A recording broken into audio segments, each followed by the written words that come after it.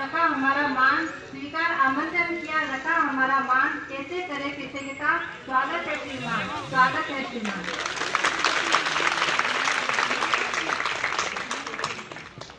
इसी के साथ हमें सहर्ष मैं आपको सूचित करते हुए मैं खुद भी बहुत प्रसन्नता फील कर रहा हूं कि भाई साहब साक्षात अपने बीच में पधारे हैं और अपने बीच में बैठे हैं। इसीलिए मैं चाहूंगा कि एक बार जोरदार तालियों के साथ इनका स्वागत करें। भरत बेनीवाल जो भी है आज सीएचओ हैं वो इन्हीं की बदौलत है।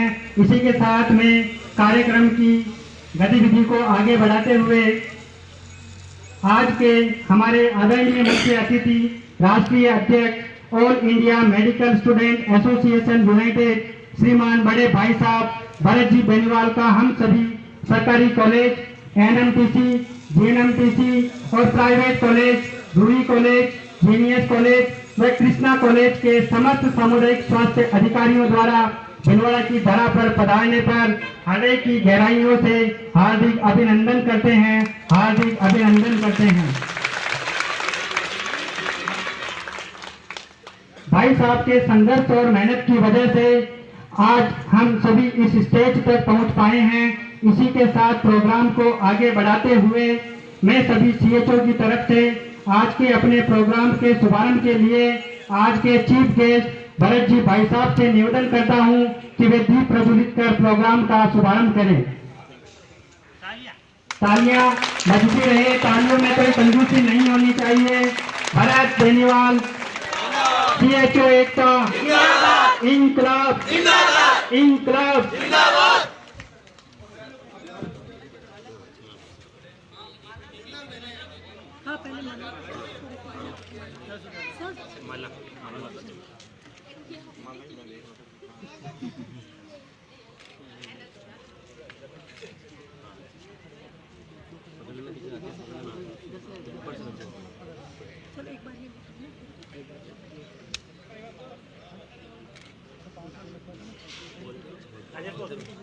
बोलते रहो। अरे तालियों में इतनी कंजूसी नहीं होनी चाहिए, तालियां लगातार बजती रहनी चाहिए क्योंकि भाई साहब का जो डेडिकेशन अपने लिए रहा है वो सराहनीय है, सराहनीय है। तालियों में कोई कंजूसी नहीं होनी चाहिए, तालियां बजती रहे, चाहे हाथ कटकर नीचे गिर जाए, तालियां बजती रहे, तालियां बजती रहे। दीप प्रज्वलित करके माँ सरस्वती सामने भट्ट भाई साहब माला पहना के माता जी के आशीर्वाद देते हुए माँ सरस्वती हमेशा इनके मस्तिष्क में और कंठ में समाये रहे। और जिस तरह यह माँ के सामने दीप प्रज्वलित हो रहा है वैसे ही भट्ट भाई साहब की उनकी और हमारे सभी के लिए संघर्ष ऐसे ही चलता रहे। भाई साहब का मंच की ओर से हार्दिक स्वागत और अभिनंदन। भाई साहब अपना स्थान ग्रहण करते हुए इसी के साथ प्रोग्राम की कड़ी में और कड़ी जोड़ते हुए मैं भाई साहब के स्वागत के लिए सामुदायिक स्वास्थ्य अधिकारी राजेश जी नोवाल साहब, जीनियस कॉलेज, सुमंत जी, कृष्णा कॉलेज, जितेंद्र जी, जेएनएमटीसी और चांदमल जी एनएमटीसी और सीमा मैडम रूही कॉलेज की तरफ से उनको मैं आमंत्रित करता हूं कि भाई साहब का माला व साफा पहनाकर स्वागत करें।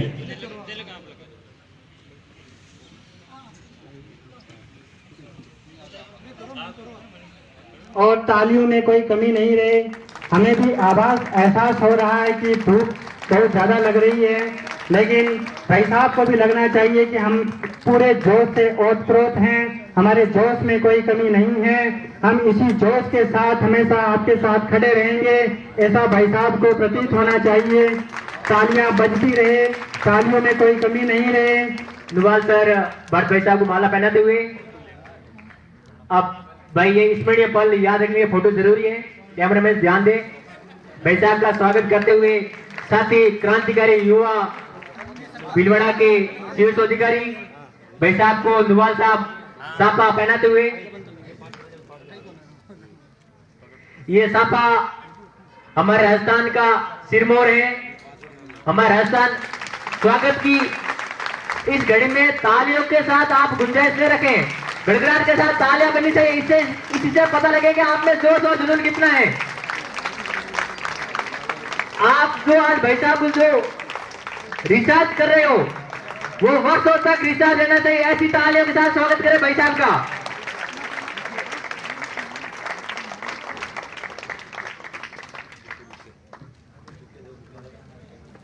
इसी के साथ जितेंद्र जी भी भाई साहब का माल्यार्पण कर स्वागत करते हुए, छोटूलाल जी इसी क्रम में अपना योगदान देते हुए, और इसी के साथ चांदमल जी जिन्होंने पुरजोर मेहनत की है इस प्रोग्राम को व्यवस्थित करने में, इनके लिए भी एक बार तालियां बनती हैं। चांदमल जी भाई साहब का यहाँ पर बहुत ही शानदार सहयोग रहा है। और सीमा मैम, वैसे तो 230 ही CHO का बहुमूल्य योगदान रहा है इस प्रोग्राम को ऑर्गेनाइज करने के लिए, तो उन 230 CHO के लिए भी अपनी तालियां बजाकर उनका हाथों उत्साहवर्धन करें। तालियां लगातार बजती हुई रहनी चाहिए, तालियों में कोई कंजूसी नहीं होनी चाहिए।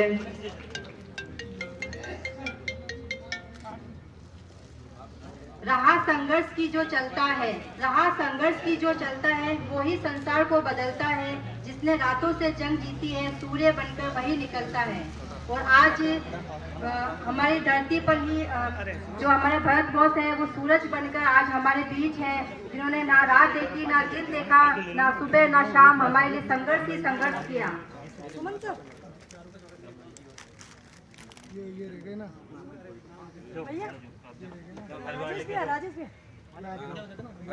इसी के साथ मैं मेवाड़ की धरती पर जो भाई साहब पधारे हैं उनकी आन बान शान और मेवाड़ की जो शान है वो तलवार देकर उनको सम्मानित करते हुए नीरज जी बोस जीनियस कॉलेज की तरफ से, और यह हमारे मेवाड़ की शान ही है, या ये हमारी एक प्रतीक है।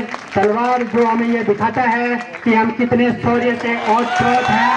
और यहीं से आज के हमारे प्रोग्राम की जो थीम है क्रांति मार्च समारोह, इस क्रांति मार्च समारोह में हम कंधे से कंधा मिलाकर भाई साहब के साथ खड़े हैं और खड़े रहेंगे। इसी के साथ तालियां बजाते रहें, तालियों में कोई कमी नहीं रहनी चाहिए। आज की शाम है मंगलवार धन्यवाद। आज की शाम है मंगलवार की भट्ट भाई के स्वागत के इंतजार की। स्वागत अभी चल रहा है क्योंकि भट्ट भाई लड़ रहे हैं लड़ाई CSO के अधिकार की।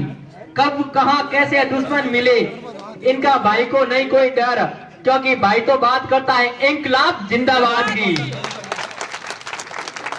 आज जो तलवार अपने द्वारा भाई साहब को सम्मान के रूप में दी गई है वो यही प्रतीत कराती रहेगी, भाई साहब को यही एहसास दिलाती रहेगी कि भीलवाड़ा की तरह या मेवाड़ पर रहने वाले CHO या सामुदायिक स्वास्थ्य अधिकारी हमेशा आपके साथ योगदान देने के लिए तत्पर रहेंगे।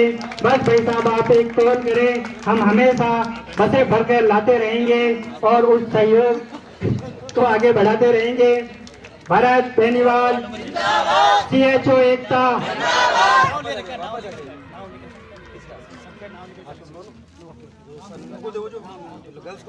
सफर की हद है वहाँ तक कि कुछ निशान रहे, सफर की हद है वहाँ तक कि कुछ निशान रहे, चले चलो कि जहाँ तक ये आसमान रहे। ये क्या कदम उठाए और आ गई मंजिल, ये क्या उठाए कदम और आ गई मंजिल। मजा तो तब है कि पैरों में कुछ थकान रहे। इसी के साथ भाई साहब के समर्थकों की कमी नहीं है। भाई साहब को साहस दिलाने वाली चीजों की कमी इस मेवाड़ की धरा पर कम नहीं रहेगी। और इसी के साथ मयंक जी जो पधारे हैं भाई साहब के स्वागत के लिए, मैं उन्हें सादर आमंत्रित करता हूं कि वो भाई साहब को माल्यार्पण कर भाई साहब का मान बढ़ाएं। इस मेवाड़ की धरा, इस मैनचेस्टर और राजस्थान भीलवाड़ा में आकर जो भीलवाड़ा का जो मान बढ़ाया है।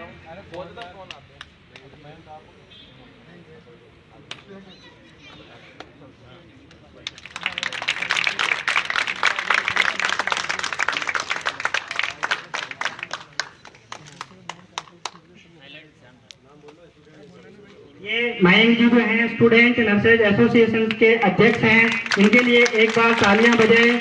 क्योंकि आगे भी हो सकता है कि इनके सहयोग की आवश्यकता पड़े, तो हम याद करते रहेंगे और मयंक जी इसी तरह आकर हमेशा स्वागत करते रहेंगे, है ना।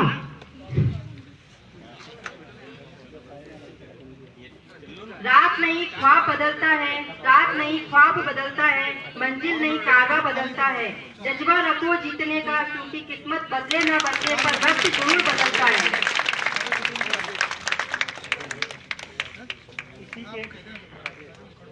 इसी के साथ ही मैं वेलकम की इस कड़ी में भरत जी के साथ पधारे भाई वैभव जी मीणा, डॉक्टर वैभव मीणा जी के स्वागत के लिए मैं सामुदायिक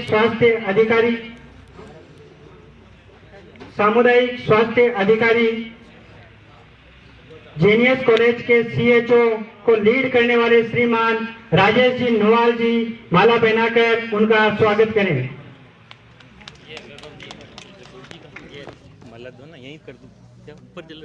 तालियां बजाते रहें, क्योंकि भरत जी भाई साहब के साथ पधारने वाले भी भरत जी भाई साहब का ही अंश हैं और उनके भी सम्मान में तालियों की गड़गड़ाहट की कोई कमी नहीं रहनी चाहिए और उनको भी लगना चाहिए कि हम भरत जी भाई साहब के ही अंश हैं या उन्हीं के हम प्रेरणा स्रोत हैं, जो हमेशा शौर्य सूर। इसी के साथ ओके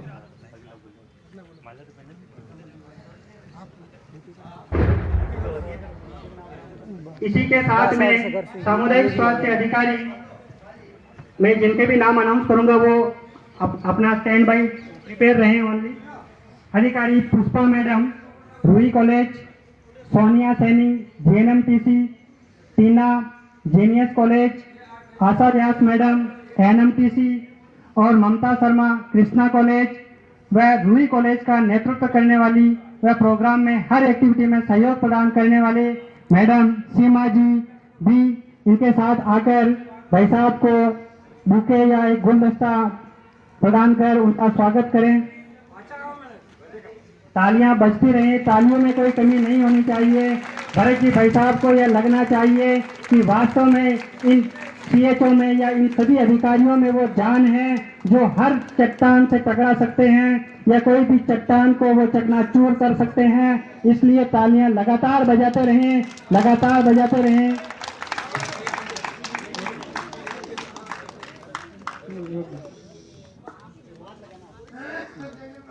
इसी के बीच नारी शक्ति के द्वारा स्वागत किया जा रहा है। नारी ही शक्ति है नर की, नारी ही है सौभाग्य की, जो उसे उचित सम्मान मिले तो घर में खुशियों के फूल खिले। हजारों फूल चाहिए एक माला बनाने के लिए, हजारों फूल चाहिए एक माला बनाने के लिए, हजारों दीपक चाहिए एक आरती सजाने के लिए, हजारों बूंद चाहिए समुद्र बनाने के लिए, पर एक स्त्री अकेली है काफी है घर को स्वर्ग बनाने के लिए। तालियां। इसी के साथ वेलकम की कड़ी में एक कड़ी और जोड़ते हुए मैं उन सभी अधिकारियों से निवेदन करूंगा कि वो भी भाई साहब को गुलदस्ता प्रदान कर उनका स्वागत कर उनका सम्मान बढ़ाएं। वो CHO रहेंगे अपने लिए Ram Kishan ji NMTC, Ravi Chaudhary JNMTC, Dinesh ji genius college और रूई कॉलेज से राजेंद्र जी, ये सभी स्टेज की तरफ आए और भाई साहब को बुके देकर, और कृष्णा कॉलेज से नीलेश शर्मा वो भी पधारे।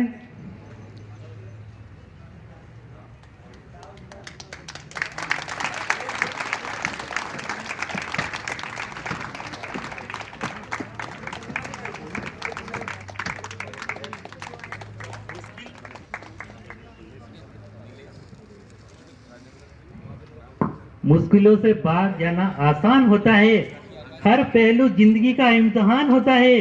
डरने वालों को मिलता नहीं कुछ जिंदगी में, लड़ने वालों के कदमों में जहान होता है। मत सोच कि तेरा सपना क्यों पूरा नहीं होता, मत सोच कि तेरा सपना क्यों पूरा नहीं होता। हिम्मत वालों का इरादा कभी अधूरा नहीं होता। जिस इंसान के कर्म अच्छे होते हैं उसके जीवन में कभी अंधेरा नहीं होता।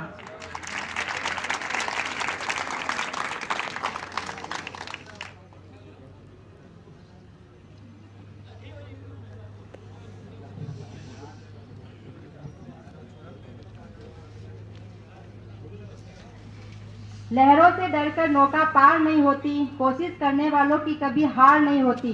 नन्ही चींटी जब दाना लेकर चलती है, चढ़ती दीवारों पर 100 बार फिसलती है। मन का विश्वास रगों में सांस भरता है, चढ़कर गिरना गिरकर चढ़ना न अखरता है। आखिर उसकी मेहनत बेकार नहीं होती, कोशिश करने वालों की कभी हार नहीं होती। जोरदार तालियां बजाएं और कोशिश करने वाले की कभी हार नहीं होती। भाई साहब हमारे लिए हमेशा कोशिश करते आ रहे हैं। स्वागत की आगे की कड़ी में इसी के साथ सीपी सर ने सही बोला है। स्वागत की कड़ी में मैं पुनः भाई साहब को शॉल का सम्मान देने के लिए मैं निम्न सीएचओ से निवेदन करूंगा कि वो स्टेज की तरफ आए। पहले हैं कृष्णकांत जी, कृष्णा कॉलेज, राजेंद्र जी, भूरी कॉलेज, योगेंद्र जी, एनएमटीसी, संपत जी, जीनियस कॉलेज और सीपी सर जो काफी टाइम से आपका वो स्टेज की तरफ आए। और तालियों में कोई कंजूसी नहीं होनी चाहिए। इसी के साथ कुछ पंक्तियां भाई राजेश जी बॉस की तरफ से। हारना तब आवश्यक हो जाता है जब लड़ाई अपनों से हो, और जीतना तब आवश्यक हो जाता है जब लड़ाई अपने आप से हो। मंजिल मिले या न मिले ये तो मुकद्दर की बात है, हम कोशिश ही ना करें ये तो गलत बात है। किसी ने बर्फ से पूछा कि आप इतने ठंडे क्यों हो, बर्फ ने कहा बहुत ही अच्छा जवाब दिया, मेरा अतीत भी पानी मेरा भविष्य भी पानी, तो फिर गर्मी किस बात की है। इसलिए मैं इन्हीं पंक्तियों पर अमल करते हुए यही कहूंगा कि अपने को भी पानी ही बनना है।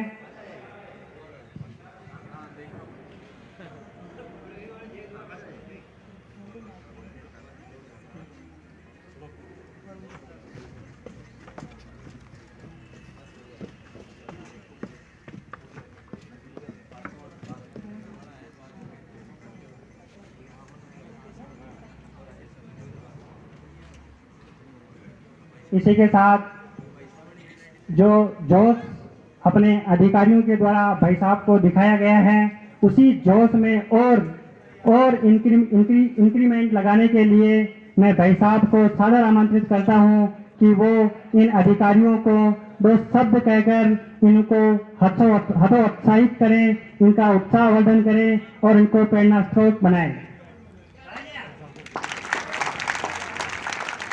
तालियों में कोई कमी नहीं होनी चाहिए। भरत भाई साहब, भरत भाई साहब, सीएचओ एकता, सीएचओ एकता। इसी के साथ हमारे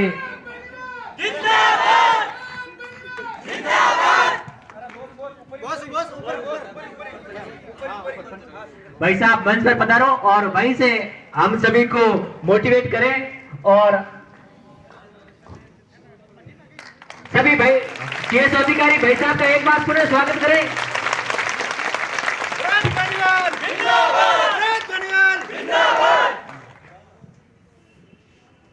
इनकलाब इनकलाब जिंदाबाद। सबसे पहला शब्द मेरे तो मुंह से बचपन से यही निकलता है और आगे भी यही निकलेगा, और इसी शब्द से शुरुआत जिंदगी की हुई है। एक तरीके से शायद हो सकता है क्रांति लाने के लिए और इस प्रोफेशन को बदलने के लिए जन्म हुआ हो, तो इसके लिए मैं तो धन्यवाद देता हूं भगवान को। सबसे बड़ा धन्यवाद आप लोगों को है कि आप लोगों ने इतना बढ़िया प्रोग्राम रखा, इतना अच्छा स्वागत रखा, और इस स्वागत के लिए मैं हमेशा आपके लिए, आप लोग हमेशा ही मान लो एक तरीके से ऋण हमेशा के लिए आपने मेरे पे चढ़ा दिया। और स्वागत का साथ में मैंने क्रांति मार्च भी रखवा दिया था इसमें, क्योंकि क्रांति मार्च यानी एक ऐसा मार्च, ऐसी यात्रा जिसमें एक क्रांति का सैलाब और जो अपनी मांगे है ना वो भी सरकार तक अपन पहुंचा सके। क्योंकि सभी लोग यूं कहते हैं कि भाई साहब हम आपका स्वागत करना चाहते हैं, स्वागत करना चाहते हैं, तो मैंने सोचा कि क्यों ना इस स्वागत कार्यक्रम को, चलो हो ही रहा है, तो इसको क्रांति मार्च का रूप देके और सरकार तक एक बड़ा मैसेज भेज दें कि भाई अभी जिलों में चल रहा है, और सरकार को डराने का काम भी हो जाएगा कि अभी जिलों में चल रहा है, और फिर जयपुर में सारे लोग एक साथ इकट्ठे होंगे और ये तहलका मचा देंगे अगर इनकी मांगे पूरी नहीं करवाई तो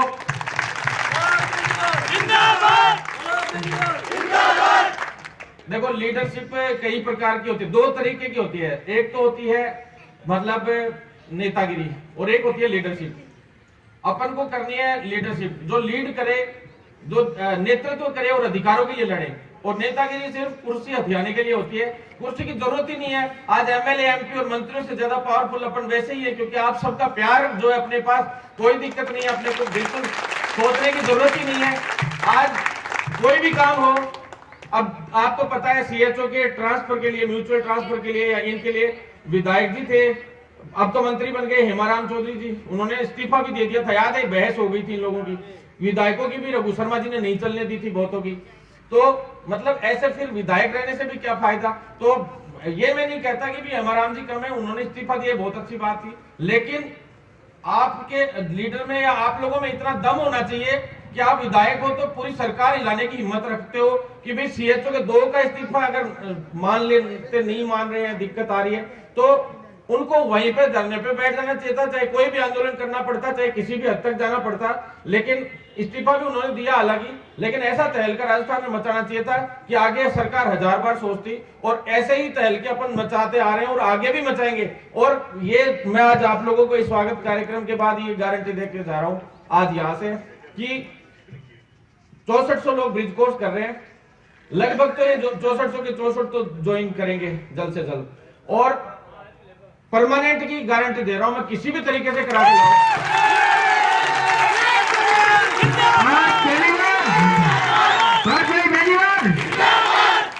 अगर जिस दिन मतलब हर हाल में ये जो संविदा कर्मियों को परमानेंट करने का सरकार ने घोषणा भी की है ना, ये अपन लोगों का क्रांति मार्च भी है, सब चीजें चल रही हैं। ऊपर से यूपी में क्या चुनाव है, यूपी में चुनाव है, अभी सभी को पता है, और यूपी का चुनाव, गुजरात का चुनाव, और ये 4-5 स्टेटों के जो अभी चुनाव है, ये आगे राजनीतिक भविष्य सरकारों का डिसाइड करेगा।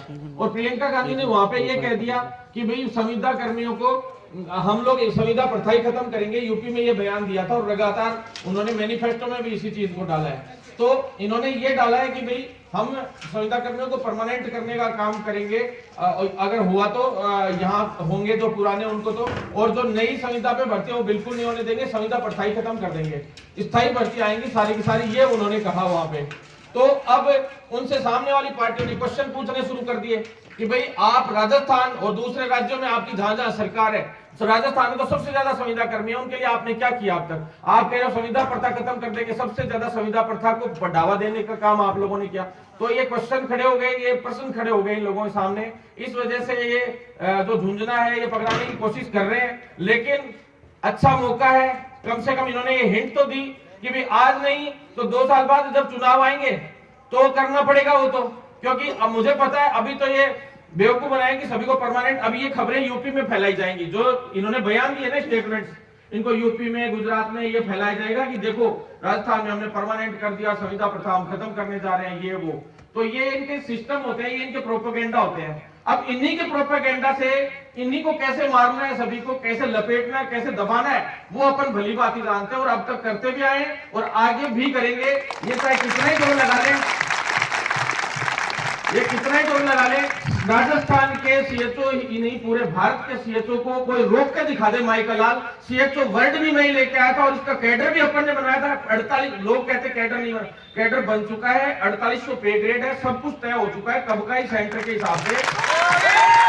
और जो ये कहते हैं कई लोग कि संविदा की पोस्ट है, तो उनको ये भी कह दिया करो कि संविदा की है चाहे कुछ भी है, फिलहाल हम तो इतना जानते हैं कि नर्सिंग के बाद हम लोग डॉक्टर बन गए, एक तरीके से जूनियर डॉक्टर, ये हमारे लिए सबसे बड़ी खुशखबरी है। दूसरी, हमारे पोस्ट के इक्वल आने के लिए जितने भी एमबीबीएस डॉक्टर्स हैं, उन्होंने आपसे 1 महीने 1.5 महीने पहले ज्ञापन दिया कि हमें भी सीएचओ में लगा लो, दिया है ना। तो और साथ में यहाँ पे आयुर्वेद के भी 1-2 साथी मौजूद होंगे, है क्या कोई साथी लोग? डॉक्टर साहब है, हाँ डॉक्टर साहब है। तो डॉक्टर साहब को पूछ लो कि भी डॉक्टर साहब खुद डॉक्टर साहब हैं अभी, है ना? तो आप लोग भी डॉक्टर साहब ही हो गए ना, इक्विवेलेंट के हिसाब से हो गए ना डॉक्टर साहब?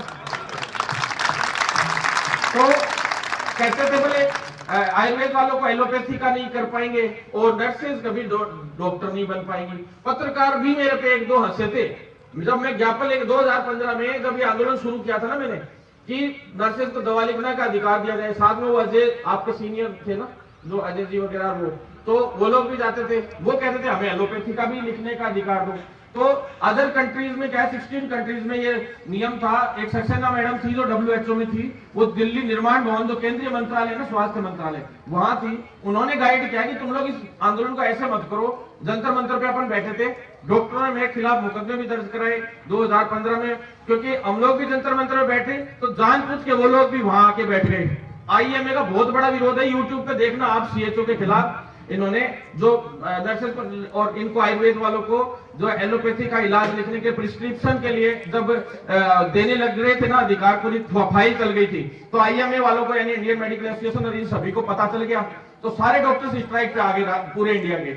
और इतनी चालाकी से और अपन लोगों ने इतनी मजबूती से, केंद्रीय चिकित्सा मंत्री जो JP नड्डा जी थे उस वक्त, तो मैंने कहा भी अपन लोगों ने उसको मांग को इस तरीके से रखा, फिर वो सक्सेना मैडम ने समझाया ना कि भी कैसे इस मांग को रखना है तुम लोगों को। तो हमें ये बताया गया कि 16 कंट्रीज में दवा लिखने का है अधिकार नर्सेज को भी, और आयुर्वेद तो खैर बाहरी कंट्रीज में थोड़ा कम है, लेकिन अपने इंडिया में भी था। तो साथ में वो अजय वगैरह रहते थे, तो एक कैडर मेंटेन, और इसलिए आयुर्वेद वाले साथी भी उसमें साथ रहने जरूरी थे। सभी का कैडर एक तरीके से बढ़िया मेंटेन हो जाएगा इसमें, ये था। तो 16 कंट्रीज में जो दवा लिखने का था ना मामला, लिखते हैं तो उसी तरीके से, उसी की तर्ज पे अपन ने यहाँ पे डॉक्यूमेंट्स जमा कराए, और फिर धीरे धीरे इन लोगों ने उसको कि भी डॉक्टर्स की कमी है पूरे इंडिया में, सभी जगह पे डॉक्टर्स की कमी थी, आप सभी को पता, आज भी डॉक्टर्स की कमी है खूब। और हर गांव ढाणी में जैसे ये योजना के तहत आयुष्मान भारत योजना फिर लागू की गई, NMC बिल आया, NMC बिल के दौरान फिर ये सारे पावर्स अपने हाथ में आई, लोकसभा राज्यसभा में पारित हुआ, पूरी सिस्टमेटिक ढंग से हुई। यहाँ तक कि डॉक्टरों के विरोध की वजह से इस मामले को राज्यसभा में भी बिल रोका गया था, ध्यान होगा आपको एक बार को। फिर हर्षवर्धन के टाइम पे, डॉक्टर हर्षवर्धन जी के समय पे इसको हरी झंडी पूरी तरह से मिल पाई थी और पूरा काम क्लियर हुआ। अब हर्षवर्धन जी को तो पता नहीं था, वो नए नए मंत्री जी आए थे, नहीं तो उनको तो अगर ध्यान होता ना, तो मेरे हिसाब से तो उन्होंने नर्सेज के खिलाफ ज्यादा काम किया है, पक्ष में कम काम किया, आप सभी को पता है। 80-20 भी उन्होंने किया था आते ही। तो उनको अगर पता चल जाता ना नर्सेज को, क्योंकि वो खुद डॉक्टर थे, तो कि भी इनको अधिकार मिल जाएगा या ऐसा कुछ हो जाएगा, तो वो वही फाइल को रोक देते। लेकिन उनको ये पता था कि जब राज्यसभा तक फाइल गई, हमने यूं कह दिया, तो भाई JP नड्डा जी ने चलाई, तो राष्ट्रीय अध्यक्ष है आपके बीजेपी के, तो उन्होंने अच्छे से चलाई होगी। तो ऐसे कर आगे उनसे वो फाइल निकलवा ली, और उन्हीं के कर कमलों से और नर्सेज को as a junior doctor CHO की पोस्ट लेके आ गए। CHO नाम तो बढ़िया है ना, है पक्का? चलो बढ़िया, 3-4 नाम थे, लेकिन सबसे अच्छा यही लगा था उस वक्त, तो बढ़िया यही लग रहा था। औरों में तो क्या है, एक दो में और भी, जैसे MLS की तो वैसे ही था जो बोला ही जाता था, आप सभी को पता ही है ना, मिड लेवल हेल्थ वर्कर के हिसाब से भी, वैसे प्रैक्टिशनर के हिसाब से भी अलग अलग उसी टाइप के नाम थे ज्यादातर। तो ज्यादा अच्छा यही लगा, तो ठीक था वो कम्युनिटी हेल्थ ऑफिसर उस वक्त नाम। और फिर आंदोलन हुए, इन लोगों ने केस वेस भी किए खूब, वो लड़ाई शुरू हुई। उसके बाद केवल संविदा पे जो लगे हुए थे ना साथी लोग, इसमें कुछ क्राइटेरिया ऐसे रख दिए शुरुआत में गाइडलाइन में भारत सरकार की में, कि सबसे बड़ा संघर्ष ये रहा कि सिर्फ संविदा पे जो कॉन्ट्रैक्ट पे लगे हुए थे उन्हीं को इसमें मौका दिया जाता था। फ्रेशर्स को शुरू में मौका नहीं दिया गया था, आप सभी को पता भी होगा शायद, कुछ सीनियर्स पहले। फिर अपन ने ये दिल्ली से बाकी गाइडलाइंस चेंज करवाई, लड़ाई झगड़ा किया हर चीज में करते करते, फिर वो गाइडलाइन आगे की बढ़ी, तब जाके फ्रेशर्स को भी मौका मिला। और फिर आप सभी को पता है इस भर्ती में सिर्फ 2310 पद आने थे शुरू में, 2500 आए थे पहले, तो फिर वो भी रिजेक्ट कर दिए गए थे। उनके रिजेक्ट होने के बाद 1.5 साल तक इसमें SOG की जांच चली, ACB के मुकदमे चले, आप सभी को पता है कई अधिकारी सस्पेंड हुए, 28 कर्मचारी सस्पेंड हुए, जिसमें समित शर्मा जैसा IAS सस्पेंड हुआ। और उसके बाद ये भर्ती का जैसे ही वो, क्योंकि सॉल्यूशन हुए बिना तो भर्ती दोबारा आगे बढ़ नहीं सकती थी, तो इसलिए वो पहले तो सॉल्यूशन हुआ 1.5 साल तक। एग्जाम से 3 दिन पहले का वीडियो है मेरा, देखना आप उस वक्त का, उस तक 3-4 दिन पहले रिजेक्ट कर दिया एग्जाम, मतलब परमिशन लेटर हाथ में आ गए, एग्जाम था 3 दिन बाद और 2-3 दिन पहले। और सिर्फ किस वजह से कि माननीय मंत्री जी जो है कुछ लाभ लेना चाह रहे होंगे, वो लाभ नहीं मिल पाया उनको उसमें, कि भाई क्या जो भी गाला मिली करना चाहे कुछ भी नहीं, लेकिन अब कह नहीं सकते इन चीजों का ओपनली तो। लेकिन आप लोगों ने अखबारों में पढ़ा होगा, फिर इसको जैसे अपन ने अखबारों में हाइप दिया तो मंत्री जी भी डर गए कि ये मामला तो भारी है CHO वाला, पहले भी इन पे आरोप लग गए थे, नहीं तो इस भर्ती में भी क्या पता क्या करते क्या नहीं करते। तो साथियों फिर इसके बाद ये 2310 वाली हुई, 2310 के बाद कैसे जैसे करके इसमें फॉर्म खुलवाए, तो पुराने 30,000 जुड़वाए कैसे जैसे करके, फिर आंदोलन किया तो विज्ञप्ति जारी हुई, तो विज्ञप्ति के साथ फिर फॉर्म खुलवाए आंदोलन करके। विज्ञप्ति में भी कभी किसी के आधार कार्ड का, किसी के SSO ID का, कभी फॉर्म के दौरान साइटें हैंग, फिर आंदोलन। कोविड चल रहा, कोई भी आदमी सारे लोग आपको पता ही है, पूरा का पूरा जो था साइट हैंग हो रही थी, सारी दिक्कतें आ रही थी, तो उसके बाद फिर डेट बढ़वाई इसकी फॉर्मों की, फिर आंदोलन किया तो करेक्शन, कोई की फॉर्मों की दिक्कत, किसी के वो SSO ID की ये दिक्कतें, तो कैसे जैसे करके फिर समय बढ़वाए। आज तक इसी भर्ती में करेक्शन का मेरे हिसाब से फॉर्म अलग से नहीं खुलते करेक्शन के लिए, इसी भर्ती में खुले होंगे ना। ये अपन लोगों ने कोविड में भाग भाग के इतने लड़ाइयां लड़ी, फिर इसमें सभी लोग आ गए, होम्योपैथिक वाले साथी भी आ गए इसमें, और फिजियोथेरेपी वाले भी आ गए, 2300 रिटें लगी। अब राजस्थान की सिर्फ मेडिकल की गिनी चुनी भर्तियां हैं, जो अब मेरे पैरामेडिकल वाले साथी भी आए, जो संघर्ष के साथी हैं, अभी पीछे बैठे हैं, जो पैरामेडिकल भर्तियां भी पूरी करवाई, उसमें अभी ज्वाइनिंग की है इन लोगों ने, तो छोटे भाई है ये लोग भी। तो इनका तो बहुत खतरनाक काम हो गया था, इनके तो फर्जी घुस गए थे बहुत ज्यादा भर्ती में, पूरे ही फर्जी लग गए थे, आधे फर्जी लग गए थे ना। और SOG में मुकदमा मेरे नाम से दर्ज हुआ, मैंने मुकदमा दर्ज करवाया SOG में, और इतनी बड़ा पंगा लिया सरकार से, अधिकारी तिलमिला के ऊपर से नीचे तक कि सारे जेल में जाएंगे, बर्बाद हो गए। ये बेनीवाल जो मांग रहे हैं इसको दे दो, साथ में मैं CHO का भी लिया है कहीं। अब मेरा क्या बिगाड़ेंगे, ना मेरे को ये सस्पेंड कर सकते, ना मेरे को ट्रांसफर कर सकते, नौकरियों की मैं पहले लात मार चुका हूं, ना मेरे को भाई कोई जैसलमेर भेज दे कुछ और सबसे बड़ी दिक्कत इनके साथ ये है कि मेरे पे मुकदमा भी दर्ज कराते तो जेल में अनशन पे बैठ जाता हूं, और जेल से छूट जाता हूं तो फिर वापस आंदोलन कर देता हूं तीसरे दिन ही। तो ये जाए तो कहां जाए बेचारे। और सबसे बड़ी दुविधा ये हो गई कि कर्मचारियों के जो मांगे हैं, अब ये कर्मचारी हो गए अपने CHO, तो इनकी मांग मैं उठा रहा हूं। अब ये कर्मचारी होता तो उसको सस्पेंड भी कर देते, ट्रांसफर भी कर देते, और नाम लिख के डरा भी देते कि हाँ ये अच्छा ये नेतागिरी कर रहा है, इसको हटाओ, इसको जैसलमेर भेजो, इसको वो भेजो। मेरे को कहां भेजेंगे, मैं और भेज दूं इनको जैसलमेर।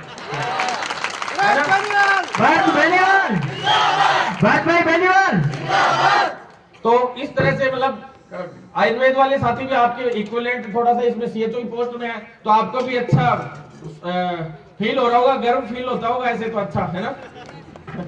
सभी इक्विवेलेंट हैं भाई हैं अपने, ये भी अलग नहीं है अपन से। तो एक अच्छे कैडर डिग्निटी मेंटेन हुई है, आप लोगों को पता ही होगा इस चीज का, तो है ना। तो इससे डिग्निटी भी मेंटेन हुई है, जूनियर डॉक्टर के रूप में भी आप लोग काम कर रहे हैं, और ये गारंटी है कि इसको स्थायी भी करवा रहे हैं बहुत जल्द। और नर्सिंग तो सुपरिटेंडेंट तक चले गए, SNO AN तक चले गए, इस तरह से पदों तक चले जाते हैं, इससे ऊपर नहीं जा पाते। लेकिन ये कैडर ऐसा है जिसको स्थायी भी करेंगे। इसका स्थायी की प्रक्रिया भी मैंने आपको वीडियो में बता दी कि जम्मू कश्मीर से अपन स्टार्टअप कर दिया था, फिर हरियाणा तक भी पहुंचे अपन। जब CHO वर्ड लेके आए तो इसको परमानेंट कराएंगे भी अपन, और इसको आगे भी लेके जाएंगे, इसको इस हालत तक लेके जाएंगे कि CHO प्रमोट होके CMHO की पोस्ट तक भी जाएगा। ये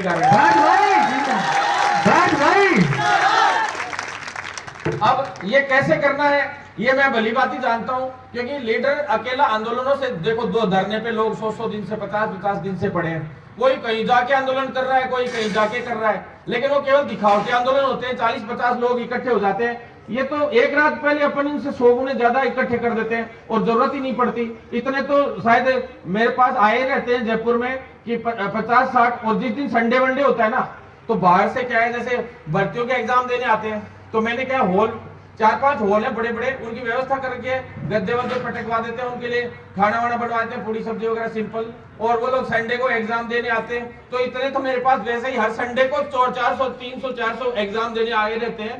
तो सरकार को जब आंदोलन की इच्छा हो जाए ना, भी एग्जाम दिया उसके बाद अपन आंदोलन कर लेंगे आगे, नहीं क्या? इंकलाब। तो अपने को सोचने की बिल्कुल टेंशन नहीं है, एक रात पहले भी आंदोलन करना पड़े ना।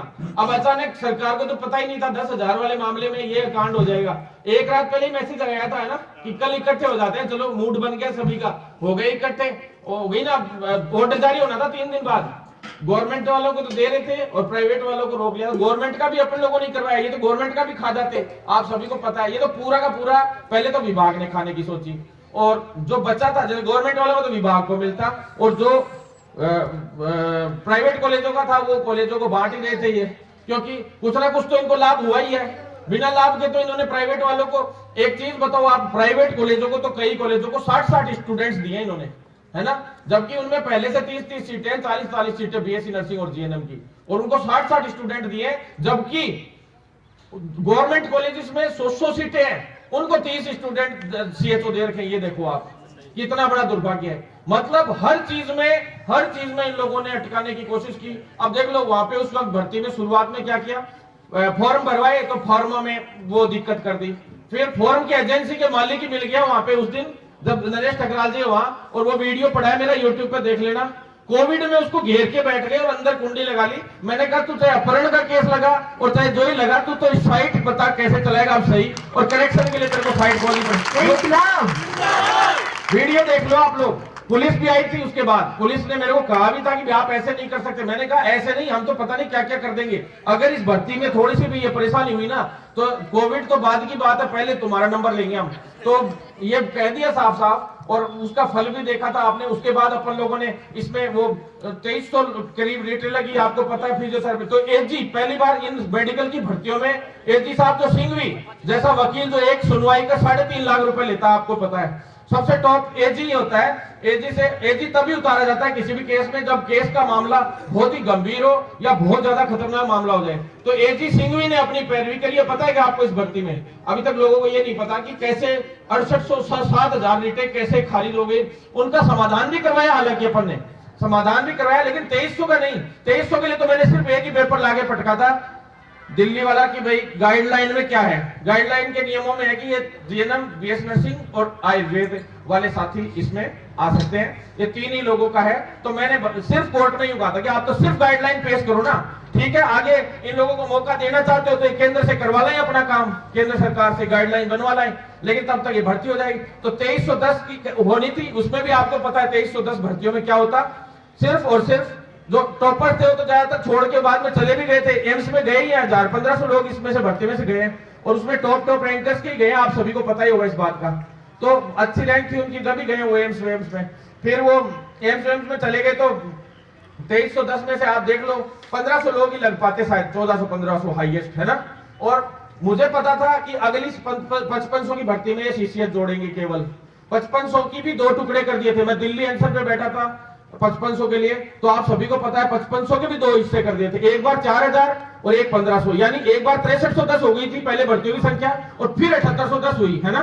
अपन लोगों ने रेगुलर आंदोलन कर करके आंदोलन यहाँ भी किए, दिल्ली निर्माण भवन के सामने टेंशन पे बैठे, क्योंकि मिल ही नहीं रहे थे, अंदर नेतागिरी कर रहे थे कुछ लोग वहां, अधिकारी भी। अब तो वो अधिकारी मेरे को तो हमेशा मिलते हैं, चाहे किसी से भी मिले नहीं मिले, दिल्ली तक तो सारे अधिकारियों से मिले, कैसे जैसे करके काम भी हुआ, और 5500 भर्तियां और जुड़ गई। नहीं तो ये 5500 तो ये सब सीसीएच को दे रहे थे। और जैसे एमपी उस वक्त मेरे को बहुत, मेरी टांग खिंचाई भी की कुछ लोगों ने, उस वक्त यूं कहने लग गए कि भाई हरियाणा की तो 10 दिन में भर्ती निपट गई, यूं बोले 600 कुछ भर्तियां आई थी उस टाइम सीएचओ की, और यूं बोले 10 दिन में निपट गई। जबकि वो हरियाणा वाले अब मेरे को कह रहे हैं कि भाई साहब कैसे भी करके अब हमारी भर्ती निपटा दो। वो भर्ती अब तक अटकी पड़ी है कोर्ट के अंदर, देख लो आप।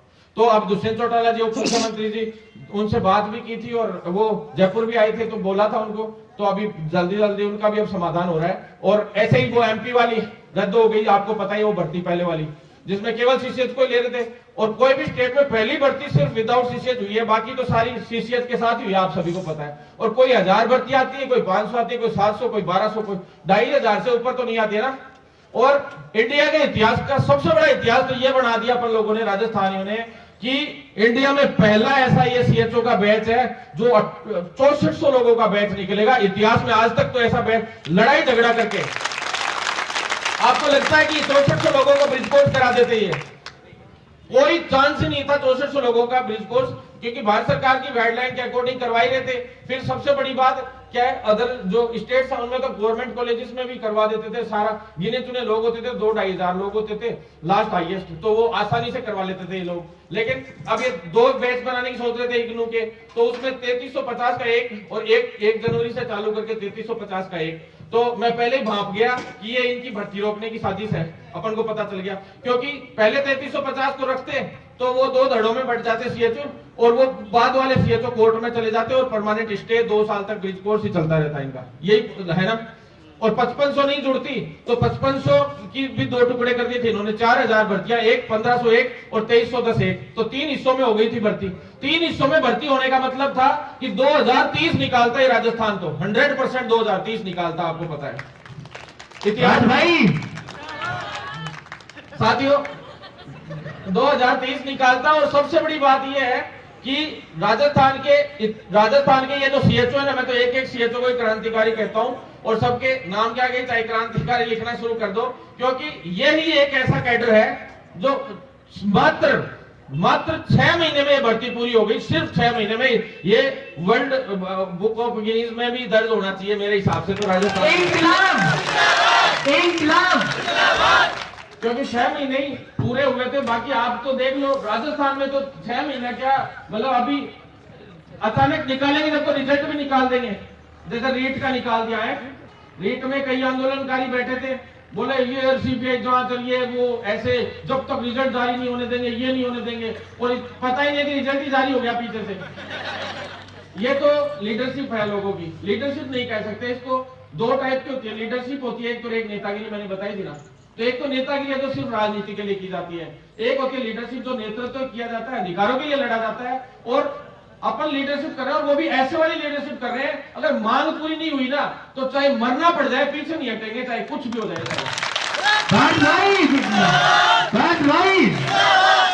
और 1 साल अभी 4 महीने पहले एक प्रण लिया था, एक संकल्प लिया था कि मेडिकल प्रोफेशन को पूरे को बदलेंगे, और उसको बदलने के लिए पूरी प्रतिज्ञाबद्ध है। और 7.5-8 महीने बचे हैं अभी, और पूरा बदल के छोड़ेंगे। इसमें चाहे वो लिखित परीक्षा से भर्तियों का जो नोटिफिकेशन है वो जारी होगा जल्दी जल्द। हाँ, संविदा कर्मी साथियों को भी कैडर के थ्रू डायरेक्ट समायोजित कर दे, ये मांग भी अपन ने रख रखी है। उनको डायरेक्ट जो लगे हुए हैं वहीं उसी हिसाब से कर दो परमानेंट, कोई दिक्कत नहीं है। लेकिन नई भर्ती भी फ्रेशर्स के लिए आनी चाहिए कि नहीं आनी चाहिए, वो भी लिखित परीक्षा से आनी चाहिए, है ना। और 80-20 भी हटना चाहिए, क्या ना। जल्द साथ देंगी क्या, पक्का। छोरा की बहुत बुरी हालत हो रही है, थोड़ा इमोशन इनसे भी रखना हल्का हल्का, है ना। ये अपने भी अलग नहीं है, अपने ही प्रोफेशन के लोग हैं। और मतलब दया तो इस बात की आ रही है सबसे ज्यादा तो कि 80% तो बॉयज पास आउट होते हैं, नहीं 80% तो अभी कॉलेजेस से। 400 नर्सिंग कॉलेजेस है ना, जिसमें गवर्नमेंट में चाहे जीएनएम है ना, जैसे उस जीएनएम स्कूल्स की तो ठीक है स्थिति, चलो उसमें तो गर्ल्स आ रही है गवर्नमेंट में। उसके अलावा तो हर एक जो प्राइवेट नर्सिंग कॉलेजेस है उनमें तो 80% बॉयज है ना, और 20% गर्ल्स हैं। और नियम एम्स वालों ने उल्टा बना दिया, है ना। उल्टा तो नहीं बनाया, 50-50 का तो बराबर का समानता का अधिकार तो चलो मिलना ही चाहिए सभी को, कोई दिक्कत नहीं है। वैसे तो हमारी झांसी की रानियां हैं सारी तो ऐसे लड़ने में मजबूत है, इसीलिए आज इनको ज्यादा मिल रहा है अधिकार। देखो सीधी सी बात है, ज्यादा जो गर्ल्स है ना, जितना इन्होंने डेवलपमेंट किया ना, अपने आप को आगे बढ़ाया है, उतना अभी बॉयज ने नहीं बढ़ाया। तो आप लोग भी अब मजबूत हो जाओ सारे, है ना, होगे ना। और वैसे तो खैर राजस्थानी बॉयज का तो नाम है, क्योंकि इसलिए नाम है कि गर्ल्स का भी नाम है हालांकि, लेकिन बॉयज का बॉर्डर पे भी देखो, चाहे एक भी शहीद होता है ना तो राजस्थान से उठ के आता है। ये सबसे बड़ी गर्व की बात अपन लोगों के लिए। और देखो दुनिया साथ कुछ नहीं जाएगा, अब प्रोफेशन, अब नंबर भी आ गया, और मेरे कई भाइयों की शादी भी हो जाएगी। कई चिंतित होते थे, फोन करते थे, बोले भाई साहब यार ब्याह नहीं हो, ब्याह को नहीं हो रहे हो, मारो कोई कुछ करो यार, कहीं भी हाल में। मैंने कहा मर जाऊंगा, तेरा ब्याह करा के छोड़ दूंगा, तू टेंशन ना। तो ब्याह तो खैर अब हो ही जाएगा सभी का खैर। और जल्दी जो आगे है, देखो कोविड है ना, कोविड ने भी काफी हद तक जो नर्सिंग और मेडिकल प्रोफेशन है ना, इसके जितने भी लोग थे ना, चाहे वो कोई भी कोर्स कर रहे होंगे, सभी का ब्याह कराने में बड़ा योगदान दिया है। क्योंकि कोविड के बाद से है ना, मेडिकल वालों का जो सिस्टम तैयार हुआ है ना, कि चलो ठीक है यार, कर दो ब्याह, क्योंकि कमा के तो खिला ही देगा, कोविड आ जाएगा, फिर कभी कोई और बीमारी आ जाएगी, कुछ और आ जाएगा, है ना। तो इसलिए चलो ये तो मजाक की बातें थी। और तो अब अपन भी देख लो।